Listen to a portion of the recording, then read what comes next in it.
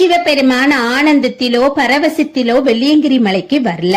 ஒரு விதமான சோர்வோடும் ஒரு பெண்ணின் நம்பிக்கை கொடுத்து அந்த வாக்க காப்பாற்ற முடியாம போயிடுச்சுங்கிற குற்ற உணர்ச்சியோடும் வெள்ளியங்கிரி மலைக்கு வந்திருக்காரு. தன்னுடைய மனசோர்வு நீங்கிற வரைக்கும் வெள்ளியங்கிரி மலை மீதுதான் தன் காலத்தையும் கழிச்சிருக்காரு. ஈசன் எங்கெல்லாம் அமர்ந்திருந்தாரோ அந்த இடத்தை எல்லாம் மக்கள் கைலாயம்னு அழைச்சு வந்திருக்காங்க. இதனாலதான் சிவன் வாழ்ந்த வெள்ளை மேகங்கள் சூழப்பட்ட வெள்ளி போர்த்தியது போன்று தோற்றம் அளிக்கும் தென்மலை வெள்ளியங்கிரி என்று அழைக்கப்பட்டிருக்கு. கடல் மட்டத்தில இருந்து 3000 அடி உயரத்தில் அமைஞ்சிருக்கு இந்த மலை. ஈசனை தேடி இமயமலைக்கு பயணம் மேற்கொள்றாங்க.